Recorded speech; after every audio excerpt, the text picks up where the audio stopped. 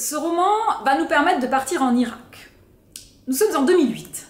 Temur regarde la télévision russe et là il découvre une émission, une sorte de perdu de vue, qui propose aux familles et aux proches de retrouver des personnes disparues.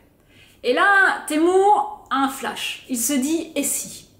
Et si je pouvais retrouver mon oncle? Et si je pouvais enfin savoir ce qui lui est arrivé?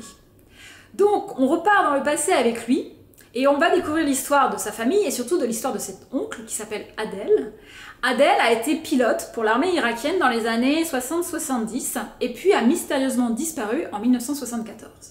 On va donc retracer à la fois l'histoire d'Adel, à la fois l'histoire de l'enquête que Temur va assez vite en fait commencer, même adolescent, pour essayer de trouver qu'est-ce qui s'est passé, car depuis la disparition d'Adel, personne ne veut plus parler de lui. Il y a un vrai secret, comme une sorte de tabou autour de ce personnage assez charismatique.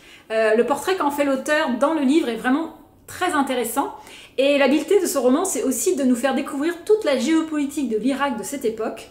Pays pris entre plusieurs feux, l'URSS et les États-Unis dans leur guerre froide, le terrain israélien également avec la guerre des 6 jours, bref, une géopolitique assez complexe et pourtant très accessible dans ce livre qui se lit d'une traite car en plus l'auteur a l'art de nous créer quelques surprises à la fin des chapitres et le roman se lit comme un très bon page-turner, on n'a qu'une envie, c'est de savoir qu'est-ce qui s'est réellement passé.